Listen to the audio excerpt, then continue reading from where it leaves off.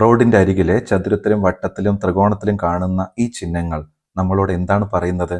ഇതില് നിർബന്ധമായും പാലിക്കേണ്ടവയുമുണ്ട്. അറിയാത്തവരെ കാണുക.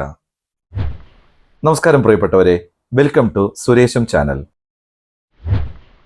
നമ്മൾ വാഹനം ഓടിച്ചു പൊയ്ക്കൊണ്ടിരിക്കുമ്പോൾ അവിടെ ഒരു സ്കൂൾ ഉണ്ട്, സ്ലോവിൽ പോണെന്ന് ആ നാട്ടുകാരനല്ലാത്ത ഒരാൾക്ക് എങ്ങനെ അറിയുക?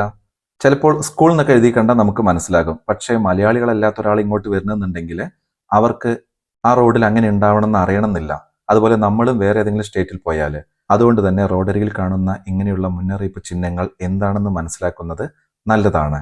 നിർദ്ദേശങ്ങൾ പാലിക്കുക എന്നതാണ് വാഹനം ഓടിക്കുന്നതിന്റെ ഏറ്റവും നല്ല വശം. അതിനാണ് റോഡരികിലെ ചിഹ്നങ്ങൾ നോക്കേണ്ടത്.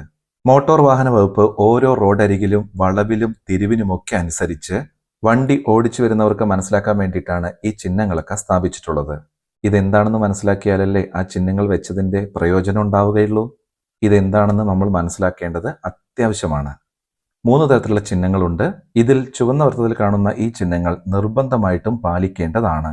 കണ്ടില്ലേ, ഇവിടെ പാർക്ക് ചെയ്യാം, ഇവിടെ പാർക്ക് ചെയ്യരുത്, നോ എൻട്രി പറയുമ്പോൾ അങ്ങോട്ട് പോകരുത്, ഈ ഭാഗത്ത് ട്രക്കുകൾ പോകരുത്, ഹോൺ അടിക്കരുത്. ഇതൊക്കെ നിർബന്ധമായിട്ടും പാലിക്കേണ്ട ചിഹ്നങ്ങളാണ്. അടുത്തത് ചുവന്ന ത്രികോണത്തിന്റെ ഉള്ളിലുള്ള ചിഹ്നങ്ങൾ. ഇത് മുന്നറിയിപ്പുകൾ നൽകാനാണ്. ഉദാഹരണത്തിന് വലത്തേക്ക് തിരിവ്, റോഡ് ചെറുതാകുന്നു എന്നുള്ള സൂചകങ്ങൾ. ഒന്ന് ശ്രദ്ധിക്കൂ എന്നാണ് ഈ ത്രികോണത്തിലുള്ള ചിഹ്നങ്ങളുടെ അർത്ഥം. അടുത്തത് നീല ചതുരത്തിലുള്ള ചിഹ്നങ്ങൾ. വിവരങ്ങൾ നൽകാനാണ് ഈ ചിഹ്നങ്ങൾ. ആശുപത്രി, പെട്രോൾ പമ്പ് അടുത്തുണ്ട് എന്നിങ്ങനെയുള്ള വിവരങ്ങൾ. അപ്പോഴേ വട്ടത്തിലുള്ള ചിഹ്നങ്ങൾ കണ്ടാൽ അവഗണിക്കരുത്. നിങ്ങളുടെയും മറ്റൊരാളുടെയും ജീവൻ ഇത്തരം സിഗ്നലുകൾക്കുള്ളിലാണ്. ഇവയെല്ലാം പാലിക്കുന്നതിലൂടെ നിങ്ങൾ നല്ലൊരു ഡ്രൈവിങ്ങിന്റെ ഭാഗമാവുകയും കൂടിയാണ്.